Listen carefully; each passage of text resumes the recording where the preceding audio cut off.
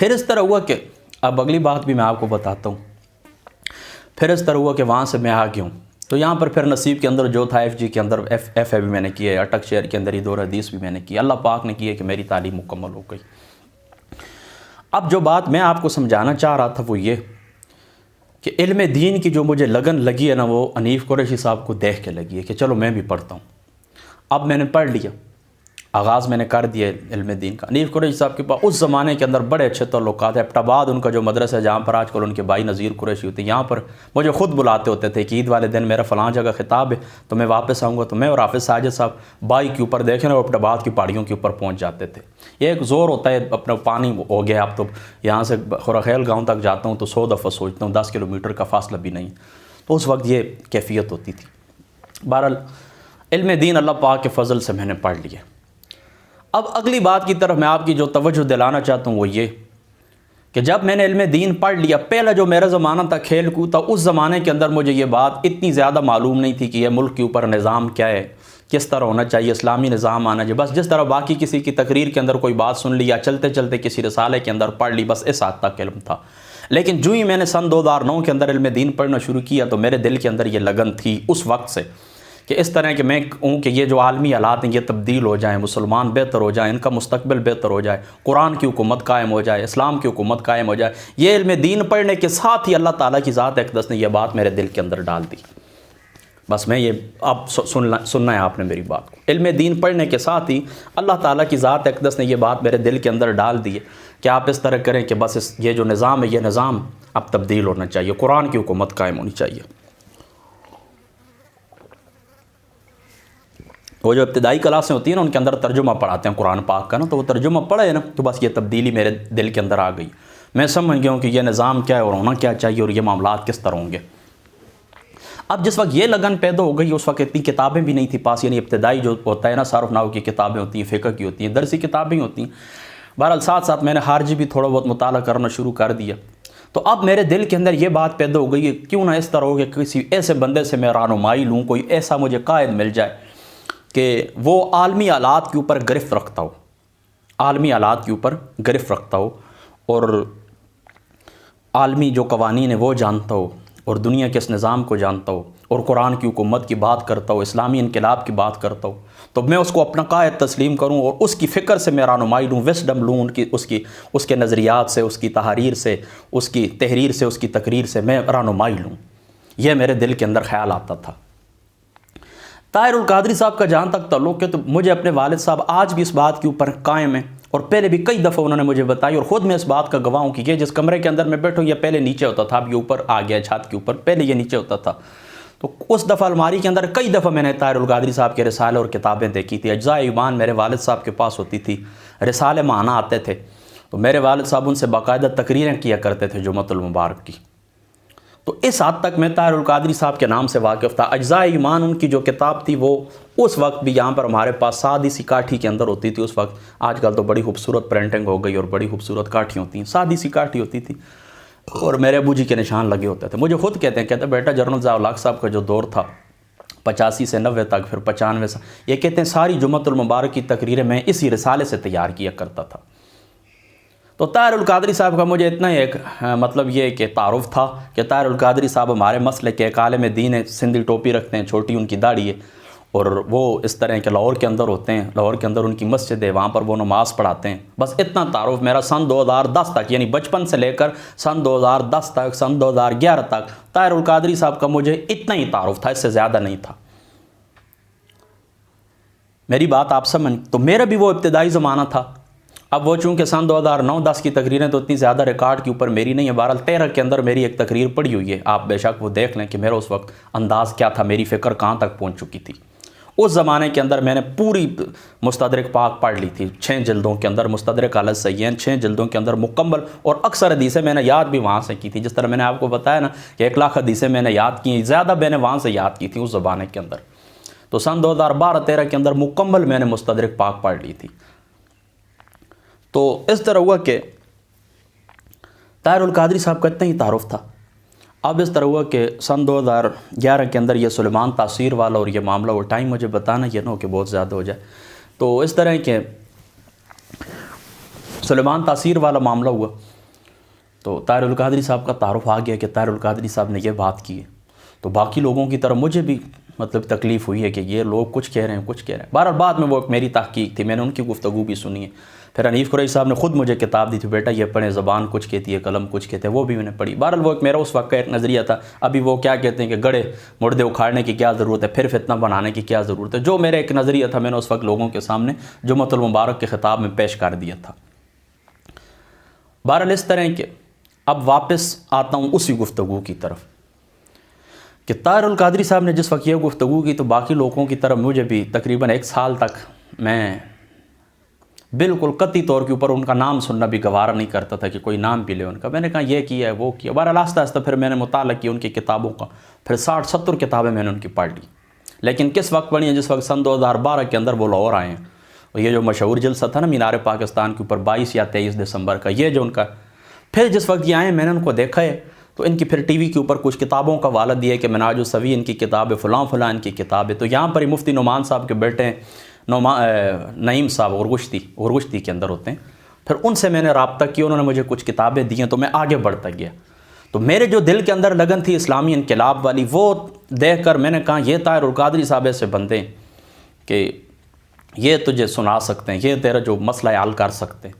تو اسلامی فلسفہ انقلاب میں نے ان کی کتاب پڑھی ہے، دیگر بھی پڑھی ہیں۔ پھر ان کے ساتھ میرا ایک تعلق قائم ہوا ہے، محبت والا، صحیح ایمانداری سے بتاتا ہوں، میرا منہ بھی قبلہ کی طرف ہے، اللہ کو سامنے رکھتا ہوں۔ صحیح محبت جس کو کہتے ہیں، جس طرح بندہ کسی صحیح جٹ کے کسی لڑکی کے عشق میں مبتلا نہیں ہو جاتا، اس طرح ڈاکٹر صاحب کے ساتھ میری محبت قائم ہوئی ہے۔ پھر اس طرح ہوا کہ میں نے واقعی جو میرا مقصد تھا وہ مجھے ان کی کتابوں سے ملا ہے کہ لیظہرہ علی الدین کلہ کی کیا تفسیر ہے اور ہمیں کیا کرنا چاہیے۔ کام جو جس کو کہتے ہیں نا کہ میں اپنے ایک مقصد کے اوپر چل گیا ہوں کہ اب تیرا زندگی کا مقصد یہ ایمان تو ہے اللہ کی ذات اقدس کے اوپر، عبادت بھی اسی کی کرتے ہیں، اب دعوت دو لوگوں کو اور اسلامی نظام کے لیے کوشش کرو۔ یہ ڈاکٹر صاحب کے قرآنی فلسفہ انقلاب کے لیے میں نے اپنی زندگی کا مقصد چن لیا، اور اسی کے اوپر پھر میں نے اپنے دوستوں کو اپنے ساتھ ملایا بھی، اکٹھا بھی کیا۔ لیکن کہتے ہیں نا وہ قسمت کہاں سے، پھر وہ جاوید غامدی صاحب کی طرف اب میں آ رہا ہوں نا، یہی آپ کو سمجھایا کہ پوری آپ کو تاکہ ڈیٹیل سے آپ کو میری بات سمجھ آ جائے۔ اب میں نے اس طرح کیا کہ ان کو پڑھنا شروع کر دیا، پڑھے، مجھے اپنا مقصد مل گیا ہے۔ 2012 سے لے کر 21 تک میرا ان کے ساتھ تعلق قائم رہا، ڈاکٹر طاہر القادری صاحب کے ساتھ۔ پھر ان کے کچھ کارکنان ہیں، اور کارکنان بھی 1-2 یا زیادہ، میں آپ کو کیا کہوں، ان کے ساتھ میری ہم تم آ گئی ہے۔ تو میری ایک عادت ہے، میں آپ کو یہ بتاؤں کہ کسی شخص سے دور ہو جاؤں نا، آپ اس کو میری برائی کہیں یا اچھائی کہیں یا عادت کہیں، جو آپ کی مرضی ہے کہہ سکتے ہیں، لیکن اس طرح کسی بندے سے دور ہو جاؤں تو جتنے دن گزرتے جاتے ہیں میری ان سے نفرت ہی بڑھتی ہے۔ مطلب ایک شخص نے یہاں پر بیٹھا تھا میرے ساتھ 10 سال گزارا، اب وہ تعلق ختم کر کے چلا گیا، تو جو ہی دن گزرتے جاتے ہیں میرا پھر اس کو دیکھنے کو بھی دل نہیں کرتا۔ تو جس وقت ختم ہوا ہے نا تعلق، انہوں نے اس طرح کیا ہے نا، تو میں نے اس طرح کیا کہ منہاج القرآن کے ساتھ آنا جانا چھوڑ دیے، یہاں تک کہ یہاں پر کتابیں انہوں نے مجھے تحفے میں دی تھی۔ میں نے اس طرح کیا کہ پوسٹ لگائی تھی اپنی ID کے اوپر، میں نے کہا مجھے یہ منہاج القرآن والوں نے تحفہ دیا تھا قادری صاحب کی کتابیں، یہ بھی مجھ سے آ کے واپس لے لیں، میں نہیں، آپ کو تحفہ بھی مجھے قبول۔ پھر منہاج القرآن کی ایک بہن تھی، اللہ پاک ان کو زندگی دے، نام تو ابھی مجھے ان کا یاد نہیں ہے، انہوں نے مجھے ان باکس کے اندر میسج کیا خصوصی کہ آپ اس طرح نہ کریں، آپ کو اللہ کا واسطہ ہے، اتنا اچھا آپ ہمارے ساتھ چلتے رہیں، تو آپ یہ نہ، وہ پوسٹیں میں نے پھر ڈیلیٹ کر دی تھیں۔ بہرحال اس طرح تعلق، پھر میں نے قادری صاحب کی تمام کتابوں کو بند کر دیا، کسی قسم کی کوئی گفتگو نہ میں نے ان کی سنی ہے۔ گفتگو پہلے بھی اتنی زیادہ نہیں سنی تھی، لیکن کتابیں ان کی میں نے پڑھی ہیں تقریباً 100 کے قریب، 60-70 تو پہلے پڑھی تھی نا، پھر اس کے بعد بھی مطالعہ میرا جاری رہا، 100 کے قریب میں نے ان کی کتب چھوٹی بڑی دیکھی ہیں۔ اب اس طرح کا کہ وہ تو چلے گئے، ڈاکٹر صاحب طاہر القادری صاحب تو آج سے چلے گئے، اب ان کے ساتھ تعلق ختم ہو گیا۔ اور یہ جو میرا زمانہ تھا یہ بھی، اب وہ کیا کہتے ہیں کہ بندہ جو عمر کے پچھلے حصے میں پاؤں رکھتا ہے تو جو جوانی ہوتی ہے، اس وقت میرا بھی اس طرح کے سن 2013 کا جو زمانہ تھا نا، میں نے کہا یہ جو اللہ تعالیٰ نے مجھے امتحان کے اندر ڈالا تھا نا، یہ مختلف قسم کا معاملات جو میرے ساتھ ہوئے تھے، اس کی وجہ میں ایمانداری بتاتا ہوں کہ اس وقت میرا بھی تکبر حد سے بڑھ گیا تھا، چونکہ ایک جوانی بھی تھی، اور کچھ سادات اور غیر سادات، کچھ خواتین نے مجھے حد سے زیادہ بڑھا دیا تھا اس زمانے میں، سن 2012-13 کی بات کرتا ہوں۔ چھوٹی سی عمر ہے، آپ دیکھیں نا کہ چھوٹی سی عمر ہو، بندہ لکھنا بھی شروع ہو جائے، بندے کو خطابت کے حوالے سے بھی شہرت مل جائے، بڑے بڑے لوگ موجود ہوں ہزاروں کے حساب سے، آپ ان کے اندر کھڑے ہو کے چھوٹی سی عمر میں خطاب کریں اور مختلف مقامات کے اوپر آپ کا نام آ جائے، تو ظاہر سی بات ہے تھوڑا تکبر آ ہی جاتا ہے، اور ساتھ اتنی کچھ ریاضت محنت مجاہدہ تو تھا نہیں۔ تو اسی طرح ہوا کہ اس کے اندر میرے اندر کوٹ کوٹ کے پھر تھوڑی یہ چیز بھر گئی تھی کہ میں کچھ چیز ہوں. بہرحال وجہ اس کی یہی تھی کہ کچھ اپنی سادات اور کچھ غیر سادات بہن بھائی تھے ہماری, کچھ بہنیں تھیں, ان خواتین نے مجھے حد سے زیادہ عزت دی کہ دیکھیں یہ اتنی عمر میں تہجد پڑھتا ہے, اتنے مقامات کے اوپر یہ خطاب کے لیے جاتا ہے, یہ باتیں اس نے لکھی ہیں, یہ کرتا ہے, اور اس طرح اس کو تو بس یہ ساری باتیں اس طرح انہوں نے مجھے حد سے زیادہ وہ آسمان کے اوپر پہنچا دیا تھا. پھر اللہ تعالیٰ کی ذات اقدس نے کچھ معاملات کے اندر مجھے مبتلا کیا ہے, اور پھر میں واقعی زمین کے اوپر گرا ہوں, اس میں کوئی شک نہیں. یہ جو میں اساتذہ جن کے پاس پڑھتا تھا, یہ ضیاء العلوم کی باتیں میں نے آپ کو بتائی ہیں نا, یہ ساری تکبر کے اوپر ہی تھی نا, کہ ٹیچر کہتا ہے بیٹا پڑھو, میں نے کہا نہیں تم میرے پاس پڑھو, تمہیں پڑھنا نہیں آتا, تمہیں پڑھائی کی ضرورت ہے. اب پڑھنے کے لیے میں گیا ہوں, داخلہ 5ویں سال کے اندر میں نے لیا ہے, تو طالب علم تو عاجزی کے ساتھ علم آتا ہے. میں نے کوئی عاجزی نہیں کی ساری, میرے تو وہ قسمت اچھی تھی, میں آپ کو بتاؤں کہ چلو دریا شریف کے ساتھ نسبت تھی تو انہوں نے مجھے کچھ نہیں کہا, ورنہ عام کوئی آدمی ہوتا اس کو وہ نام خارج کر دیتے. بہرحال ایک بات میں وہاں پر بھول گیا ہوں جو میں آپ کو بتانا چاہتا تھا, جس کی وجہ سے مطلب مذہبی طبقے سے مجھے شدید نفرت ہوئی ہے. مذہبی طبقے سے مجھے جو شدید نفرت ہوئی اور میں ان کے قریب نہیں کیا ہوں آج تک, اس کی وجہ یہی تھی ضیاء العلوم کا ماحول تھا. یعنی ماحول صاف ستھرا تھا. یہ میں نہیں, آپ کو رات کو بھی اس طرح بڑی لائٹیں جلتی تھیں تب ہم آرام نیند کے لیے لوگ بچے سوتے تھے. یعنی اس طرح نہیں, ہاسٹل کے جو انچارج تھے وہ باقاعدہ پورا رات کو چکر لگاتے تھے, کہیں کسی کمرے کے اندر سوال ہی نہیں پیدا ہوتا, طلباء ہیں 4 ہیں یا 5 ہیں, لائٹ بند نہیں کرنی, دروازے کھلے ہوئے ہیں, لائٹ اس طرح کہ آن رہیں گی, بڑی لائٹیں, اسی کے اندر آرام کرنا ہوتا ہے. یعنی وہ اتنا احتیاط کرتے ہیں. ظاہر سی بات ہے کہ معمولی سا ایک نام بھی لگ جائے کسی ادارے کے اوپر کہ فلاں نے فلاں کے ساتھ یہ کیا یا اس طرح ہوئے, تو پھر وہ پوری زندگی کے لیے کافی ہوتا ہے وہاں. لیکن وہ تو سید اعلی رسول ہیں, ظاہر سی بات ہے کہ ان کا جو ادارہ ہے, بعض مبشرات ہیں اس ادارے کے لیے کہ لوگوں نے خوابیں بیان کی کہ حضور نبی پاک صلی اللہ تعالیٰ علیہ وسلم آپ نے فرمایا کہ سب سے زیادہ درود و سلام میری ذات کے اوپر پڑھا جاتا ہے وہ حسین الدین شاہ صاحب کے ادارے سے پڑھا جاتا ہے. تو وہ تو ایک مقدس مقام ہے, اس میں کوئی شک نہیں کہ وہاں کا ماحول بہت صاف ستھرا ہے, بہت صاف ستھرا ہے. لیکن میں جس وجہ سے وہاں سے متنفر ہوا ہوں اور ہمیشہ کے لیے ہوا ہوں, وہ اس طرح کے طلباء کی جو لینگویج تھی وہ انتہائی گندی تھی. آپس میں ایک دوسرے کے ساتھ, میری تو عادت وہ نہیں تھی, میں تو اس طرح یہ ہم انسان ہیں, انسانوں کے علاوہ جو مخلوقات اللہ نے پیدا کی ہیں, میری طبیعت کے اندر اللہ تعالیٰ نے اتنی نفاست رکھی ہے کہ میں مسائل بیان کرتے ہوئے بھی ان مخلوقات کا نام نہیں لیتا. میں بس اس طرح پرندے وغیرہ کہہ دیتا ہوں, جو مخلوقات ہیں میرا نام زبان کے اوپر نہیں آتا ہے نفاست کی وجہ سے. کئی دفعہ میری بیوی کے ساتھ میں گفتگو کرتا ہوں, ان کو بھی میں اشارے میں سمجھا دیتا ہوں کہ یہ بات وہ سمجھ جاتی ہیں کہ یہ کیا کہنا چاہتے ہیں, مطلب میں نام نہیں لے سکتا, طبیعت کے اندر اتنی نفاست ہے. تو پھر وہ طلبات کرتے مذاق ہی تھے ایک دوسرے سے, یہ نہیں کہ کوئی دل کے اندر بھی ان کے اس طرح ہی تھا, مذاق ہی کرتے تھے, لیکن ایک دوسرے کو فوراً گالی دے دینا, ایک دوسرے کو تمہارا یہ ہو, تمہارا یہ ہو, تم تو فلاں تھے, پتہ نہیں یہ کرتے رہے ہو. تو وہ ایک دوسرے کو بالکل اوریجنل ننگی گالیاں دیتے تھے.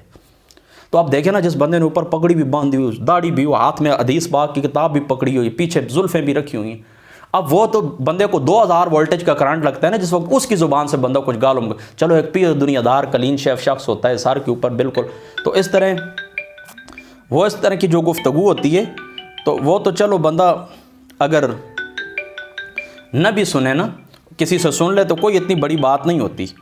لیکن اس طرح کہ بڑا وہ انسان کو حیران کر دیتے ہیں کہ یہ کس قسم کی گفتگو ہے. تو مجھے بھی بڑی پریشانی ہوئی تھی اس بات سے. بہرحال وہ ایک ماحول تھا. میں نے اپنی کتاب کے اندر جو اپنی سوانح عبری میں نے سن 2013-14 کے اندر لکھی تھی, اس کے اندر میں نے یہ بات لکھی تھی. میں نے کہا ضیاء العلوم کے طلباء کی جو گفتگو تھی وہ اگر میں یہاں پر نوٹ کروں تو ہو سکتا ہے کہ اس طرح ہو جائے کہ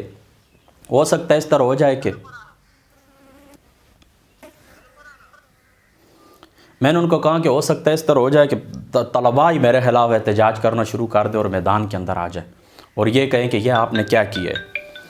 تو میں نے اس طرح کیا کہ پھر وہ باتیں ادھر ہی چھوڑ دیں. بہرحال اپنا میں نے 22-23 دن ہی گزارے تھے, پھر میں آ گیا ہوں. اور اس کے بعد پھر میں مطلب یہ ہے کہ اس مذہبی طبقے کے قریب میں بالکل نہیں جا سکا ہوں. یہ بات میں آپ کو بتا دوں, یہی بنیادی وجہ یہی تھی. یہ بات چونکہ شروع کے اندر میں کرنا چاہتا تھا, بہرحال یہ بات مجھے وہاں پر بھول گئی تھی تو میں نہیں کر سکوں وہاں پر. تو اب بات دوستو اس طرح ہے نا کہ آگے بڑھنے سے پہلے میں آپ کو یہ بات بتا دوں کہ اب طاہر القادری صاحب کے ساتھ جس وقت تعلق ختم ہوا نا, یا ان کی مطلب یہ ہے کہ ان کی تنظیم کے ساتھ آنا جانا میں نے چھوڑ دیے, تو اب میں نے کہا کہ اس کا متبادل کوئی بندہ مجھے ملے کہ جو اس طرح عالمی سطح کے اوپر میری رہنمائی کر سکے. تو ڈاکٹر صاحب کے بعد میں نے اس طرح کیا کہ مودودی صاحب کو پڑھنا شروع کیے. مودودی صاحب کی تحریریں بھی میں نے پڑھی اور کافی